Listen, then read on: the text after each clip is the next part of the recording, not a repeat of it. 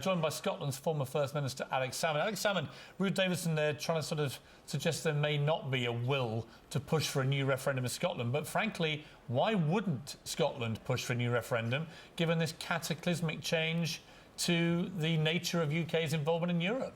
Yes, I thought Ruth Davidson sounded very uncertain, and so she should be, because, of course, only 2 years ago, she actually told people in Scotland that a yes vote for independence would jeopardise our position within the European Union.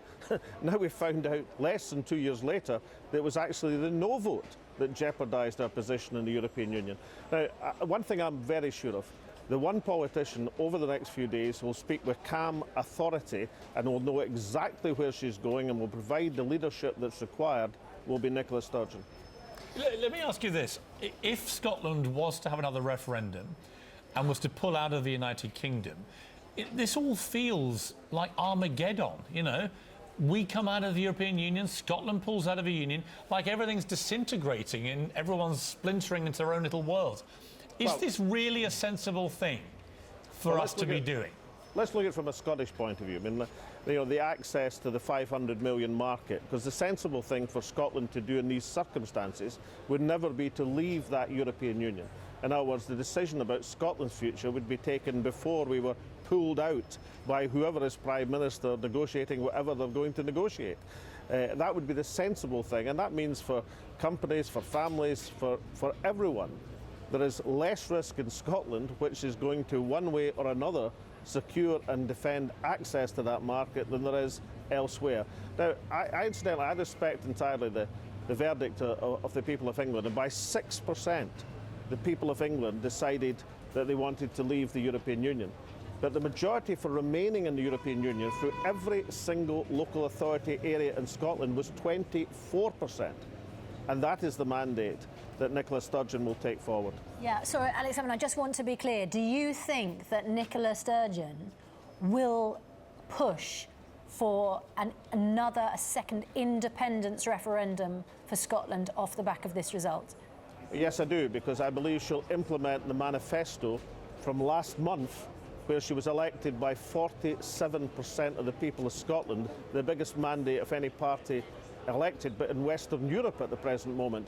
And she'll follow forward on that manifesto, which explicitly dealt with these circumstances as providing the material and significant change which would justify the Scottish Parliament calling another referendum. Now, my question was, do you think she will? And you answered that very clearly. But you are obviously from the same party and cut from pretty much the same cloth. Do you know that she will? Well, this is a matter for the First Minister, and she'll be speaking today, and as I say, I think you'll see a clear, decisive leadership tone from Nicola Sturgeon. I think she'll unite as much Scottish opinion as she can behind these actions, and incidentally, we'll see a total realignment. I mean, there was a statement from Diageo, one of our major companies, a great whisky company and spirits company, just a couple of weeks ago, saying, look, if there's going to be a jeopardy of our access to the European marketplace through a Brexit, we'd have to reassess their previous lukewarm, if not opposition, to Scottish independence. So there's going to be a total realignment around this question, because in Scotland, people, companies, workers, families know the importance of staying within that European context. OK, final question, Alex Salmond. Should David Cameron resign immediately following this loss? Should Jeremy Corbyn consider his position? George Osborne? Which head should be rolling? Well, you're asking the right person, Piers, because I've got experience of being a First Minister who lost a referendum, and I resigned it the next day, as I had to do, because I'd gone to the people, I'd put my reputation on it, and I was beaten. And therefore, I tendered my resignation so that the country and the party could move on very successfully, as it's turned out. And David Cameron's got no choice. Now, he could hang on for a week or two if Boris Johnson allows him to, but that's no way to go out as a Prime Minister.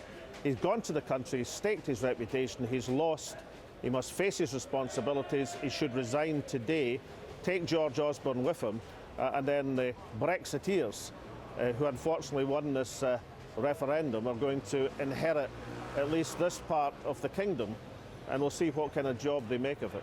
I think the country requires fresh leadership to take it in this direction. I will do everything I can as Prime Minister to steady the ship over the coming weeks and months. but I do not think it would be right for me to try to be the captain that steers our country